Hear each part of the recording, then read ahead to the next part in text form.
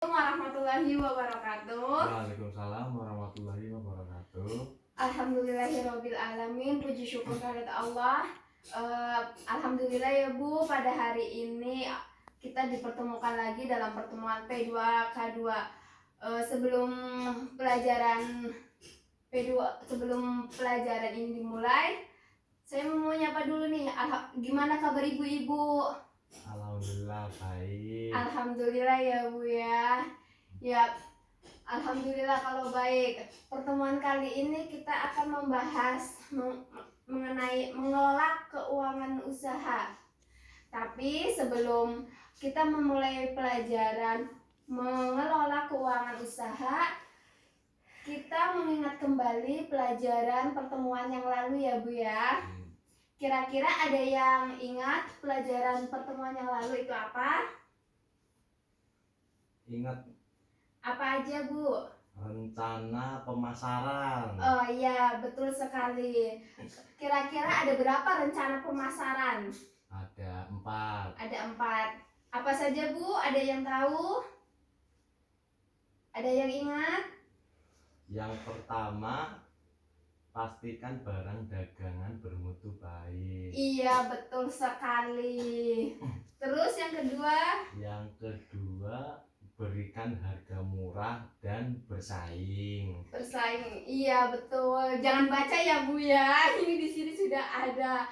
Ya, kita mengingat kembali ya, betul sekali. Yang pertama itu ada pastikan barang dagangan bermutu baik ya Bu. Bermutu baik ini yaitu kualitasnya, dari kualitasnya, apakah barang yang kita jual ini kualitasnya lebih baik dari barang yang umumnya dijual kayak gitu. Terus yang kedua ada berikan harga murah dan bersaing.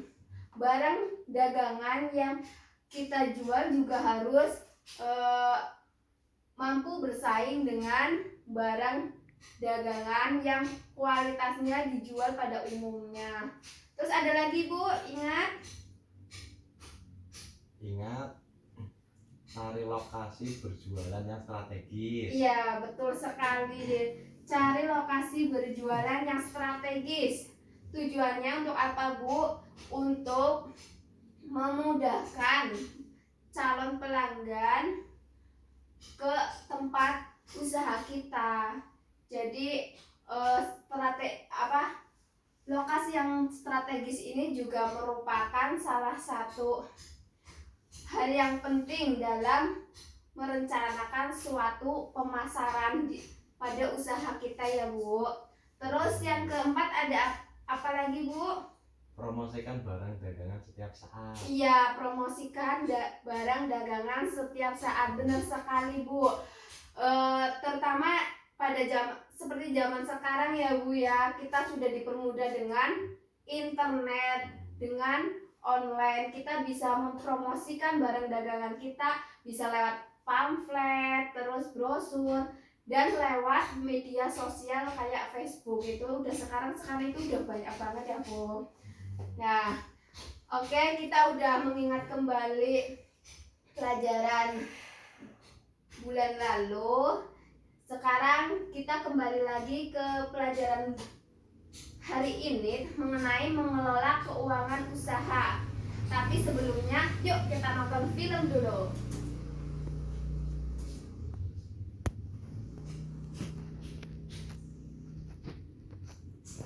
Disimak ya Bu ya filmnya.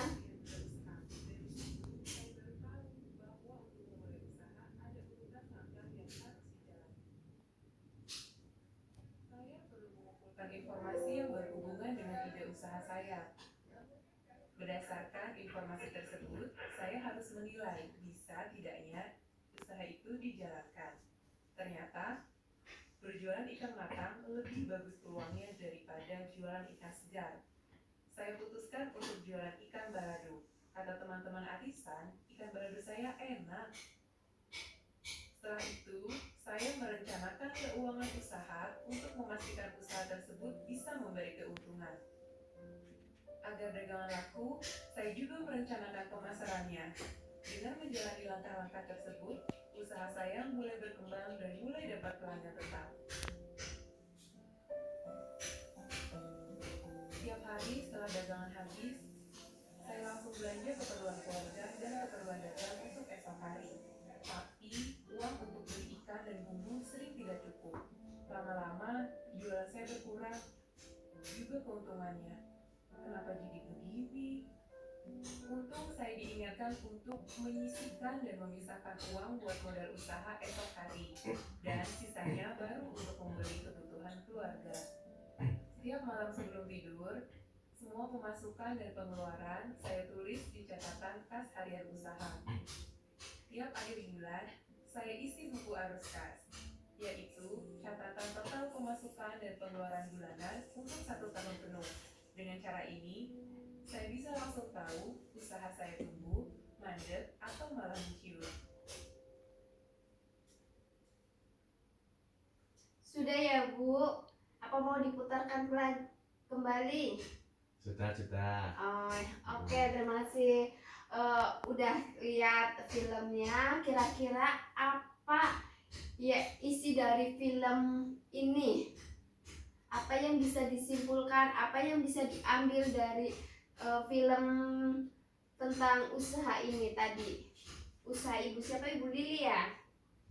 Ayo, ada yang tahu? Untung ada pelatihan wirausaha. Dari Coba situ, perhatikan saya lagi, tahu Bu. bahwa untuk memulai usaha ada urutan langkah yang harus dijalani. Saya perlu mengumpulkan informasi yang berhubungan dengan ide usaha saya. Berdasarkan informasi tersebut, saya harus menilai bisa tidaknya usaha itu dijalankan.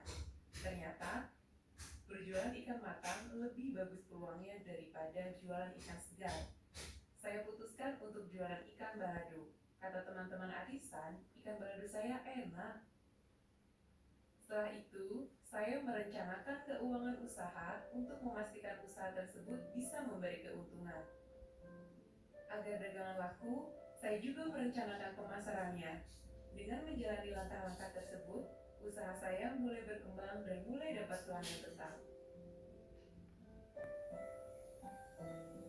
Tiap hari setelah dagangan habis, saya langsung belanja keperluan keluarga dan keperluan dagang untuk esok hari.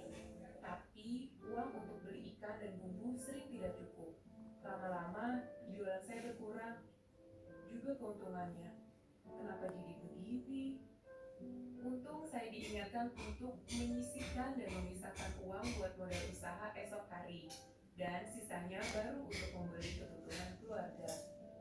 Tiap malam sebelum tidur, semua pemasukan dan pengeluaran saya tulis di catatan kas harian. Ya, dari sini ada permasalahan Bu dari film ini. Kira-kira masalahnya apa Bu? Ada yang tahu? Masih bingung? Rugi. Kenapa rugi? Karena ibu itu tidak menyisihkan uang ketika selesai berjualan.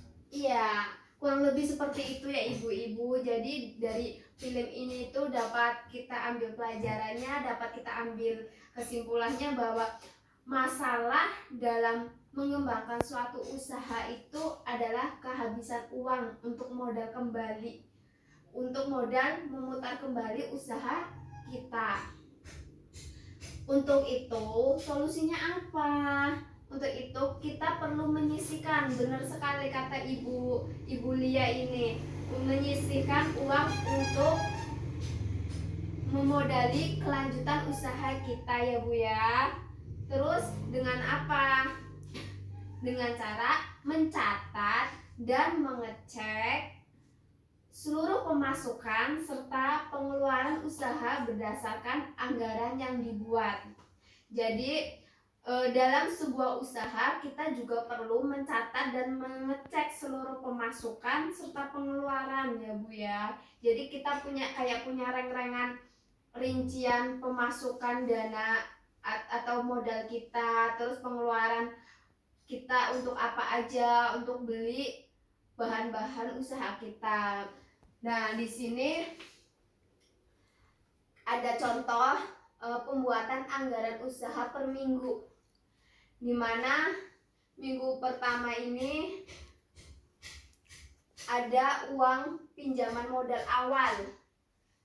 Di sini tertera 100, misalkan modal awal pinjamannya itu 100.000. Terus hasil penjualan selama 1 minggu itu ada 540. Jadi total pemasukan ada 640 ya Bu. Terus kita juga reng-reng pengeluaran, uang yang keluar dari modal. Ada pembelian panci, lap, terus ada untuk ikan itu sendiri, terus untuk bumbu-bumbu.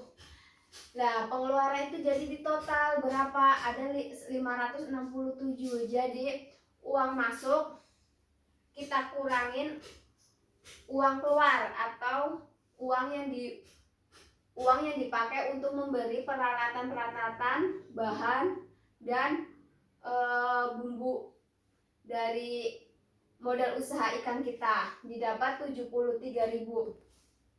Minggu kedua sama, jadi seterusnya ya Bu ya, per minggu kita melakukan reng-reng, istilahnya kita itu reng-reng uang masuk, uang keluar, jadi kita tahu seberapa untung dari usaha kita kayak gitu. Terus untuk pengendalian pemasukan dan pengeluaran juga Bu dapat dilakukan dengan membuat catatan kas harian dan arus kas tahunan untuk usaha. Kedua catatan tersebut itu membantu, bahkan sangat membantu kita agar kita tahu keuntungan ini dapat terus diperoleh atau tidak. Ini bentuk catatan harian kita. Catatan kas harian kita ini diperoleh dari pendapatan Ibu Lili dan pendapatan Bapak Rusli selaku orang tua ya. Terus pengeluarannya ada uang jajan Dewi, uang jajan Agus, tabungan Agus, susu Ita dan lain-lain. Maka dibuatlah rekapan seperti ini Bu. Upah Ibu Lili ada 15.000 pada tanggal 2 Februari per hari. Untuk masak, untuk tabungan Dewi segini, uang pemasukan Bapak segini. Jadi nanti kita buat catatan kas harian seperti ini untuk apa Bu? Untuk mengontrol pemasukan dan pengeluaran kita ya Bu ya. Dan jangan lupa Bu, untuk pengeluaran usaha dan pengeluaran rumah tangga juga harus dibedakan ya Bu ya, harus ada catatan tersendiri kayak gitu. Usaha. Paham Ibu-ibu? Buku arus kas, yaitu catatan total pemasukan dan pengeluaran bulanan untuk 1 tahun penuh. Dengan cara ini, catatan kas harian ini Bu memiliki fungsi. Ada 3 fungsinya. Yang pertama, menunjukkan apakah usaha itu memberikan keuntungan atau tidak.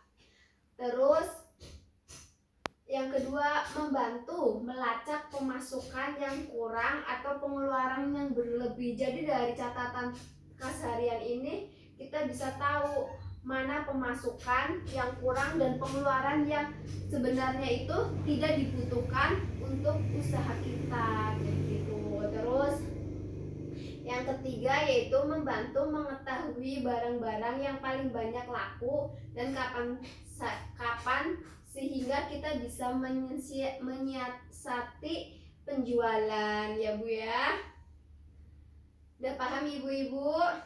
Paham? Ada pertanyaan? Tidak ada? Oh, ya sudah Bu. Alhamdulillah kalau paham mengenai materi mengelola keuangan usaha. Semoga ini bermanfaat untuk kita sebagai bekal kita memulai, ibu-ibu sebagai bekal kita ataupun ibu-ibu semua